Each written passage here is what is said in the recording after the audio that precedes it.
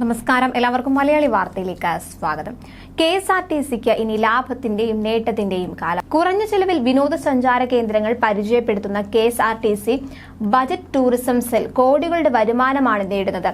പദ്ധതി പ്രകാരം സംസ്ഥാനത്ത് KSRTC ആദ്യം ആരംഭിച്ച വിനോദസഞ്ചാര സർവീസുകളിൽ ഒന്നായ ഗവി ട്രിപ്പ് 850 എത്തിയതോടെ വരുമാനം 2.25 കോടി പിന്നിട്ടു.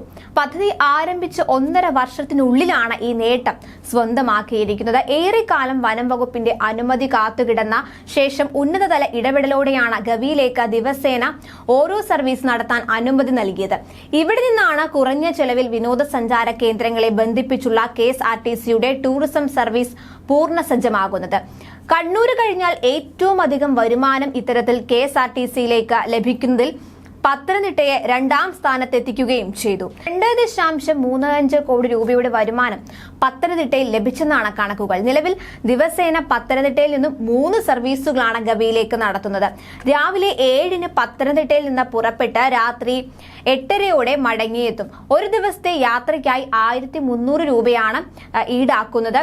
ഇതിൽ പ്രവേശന ഫീസ്, അതുപോലെ ബോട്ടിംഗ്, ഉച്ചയൂണ്, ടിക്കറ്റ് ചാർജ് എന്നിവ ഉൾപ്പെടുന്നുണ്ട്. ബജറ്റ് ടൂറിസം സെൽ ജീവനക്കാർ തന്നെ യാത്രയിൽ ഗൈഡായി പ്രവർത്തിക്കും. പ്രധാന ജലവൈദ്യുത കേന്ദ്രങ്ങളായ മൂഴിയാർ, കക്കി, ആനത്തോട് എന്നിവയ്ക്ക് പുറമെ പമ്പ തുടങ്ങിയവയും വന്യമൃഗങ്ങളെയും കണ്ട് കാനന ഭംഗിയും ആസ്വദിച്ച് ഗവിയിൽ ഉച്ചയോടെ എത്തും. ഇവിടെ കൊച്ചു പമ്പയിൽ ബോട്ടിങ്ങും ഉച്ച ഊണും കഴിഞ്ഞ് വണ്ടിപ്പെരിയാർ വഴി പരുന്തുംപാറ കണ്ട് തിരിച്ച് പത്തനംതിട്ടയിൽ രാത്രിയോടെ മടങ്ങിയെത്തുന്ന രീതിയിലാണ് സർവീസ് ഉള്ളത്. കേരളത്തിലെ ഇതര ജില്ലകളിൽ നിന്നുള്ളവർക്കും ഗവി സന്ദർശനത്തിന് KSRTC സൗകര്യം ഒരുക്കുന്നുണ്ട്. വടക്ക് കണ്ണൂർ, കോഴിക്കോട്, തൃശൂർ മേഖലകളിൽ നിന്നെത്തുന്നവരെയും തെക്കൻ മേഖലകളിൽ നിന്നുള്ളവരെയും പത്തനംതിട്ടയിൽ കൊണ്ടുവന്ന ശേഷം അടുത്ത ദിവസം രാവിലെ ഇവിടെ നിന്നുള്ള ബസ്സിലാണ് ഗവിയിലേക്ക് കൊണ്ടുപോകുന്നത്.